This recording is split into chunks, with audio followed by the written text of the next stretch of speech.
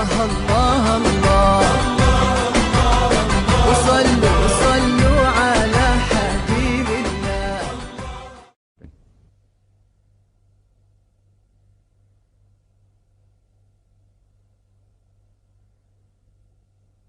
The third common question that can be asked by the non-Muslim is that you Muslims, you subjugate the woman by keeping her in the veil. You know, you keep her in the hijab, in the parda, in the veil, and you subjugate her. You look down upon her by keeping in the veil.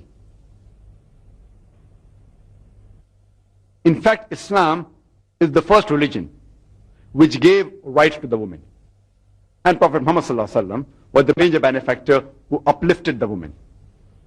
And if you analyze the history of how women were treated in the previous civilizations, for example, if you read the history of Babylonia, Babylonian civilization, there, if a man murdered a woman, instead of the man punished, the wife of the man was punished.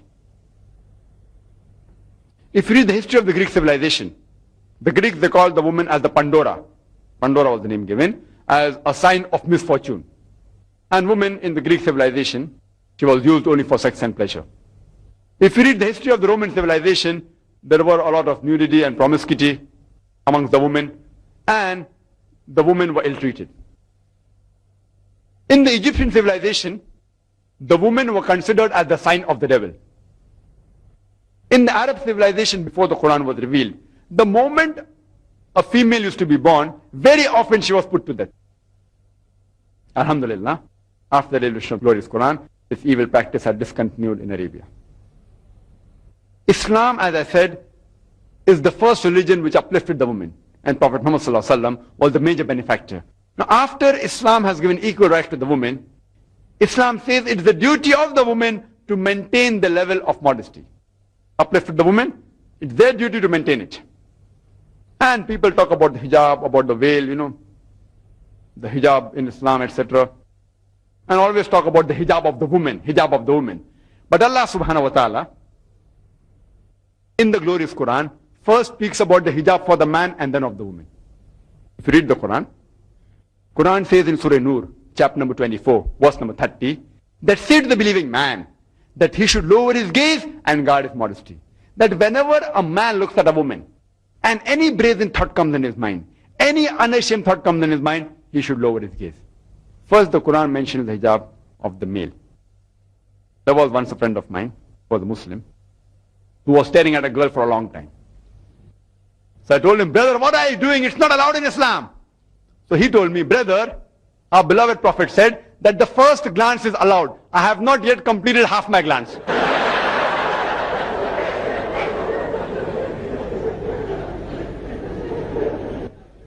What did the Prophet mean when he said that the first glance is allowed? The Prophet didn't mean that you can look at a woman and without blinking look at her for 10 minutes and then say, you know, that my glance is not complete. What the Prophet meant, that if you look at a woman unintentionally, don't again look at her intentionally and stare at her with an unashamed eye. That doesn't mean you can look at a woman and feast at her for a long time. That's what the Prophet meant. Intentionally don't look at her. Again, don't feast on her beauty, etc. The next verse of the glorious Quran, Surah Nur, chapter 24, verse number 31, speaks about the hijab for the woman.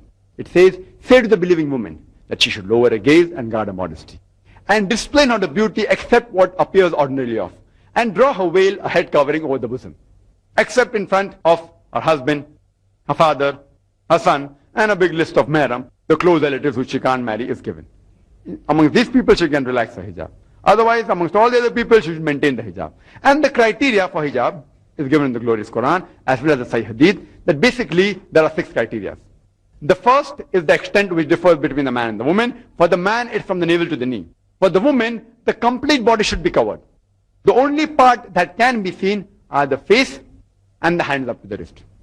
Some scholars say that even this should be covered. But the minimum is that the complete body should be covered, except the face and the hands up to the wrist. The remaining 5 criteria are the same for the man and the woman. The second is the clothes they wear, it should not be so tight that it reveals the figure. The third is, it should not be transparent so that you can see through. Fourth, it should not be so glamorous that it attracts the opposite sex. Fifth, it should not resemble that of the unbeliever. You cannot wear clothes that resemble, which are signs, which are identity of unbelievers, like cross, sign of Christianity, Om, sign of Hinduism.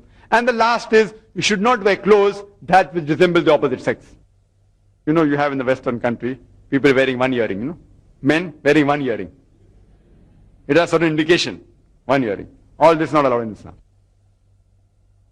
And the reason for hijab for the woman has been described in the glorious Quran in Surah Ahzab, chapter number 33, verse number 59, which says, O Prophet, tell your wives and the believing women that when they go abroad, they should put on the cloak so that they shall be recognized, and it will prevent them from being molested. The Quran says that hijab has been prescribed for the women so that they shall be recognized, and it will prevent them from being molested.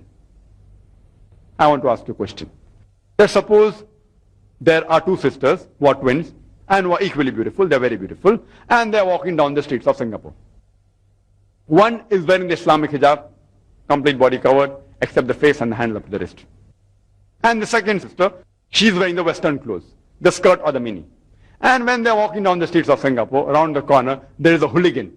There's a ruffian who's waiting for a catch, who's going to tease a girl. I'm asking a question, which girl will he tease? Will he tease the girl wearing the Islamic hijab, or will he tease the girl wearing the skirt or the mini? Which girl will he tease? Which one will he tease?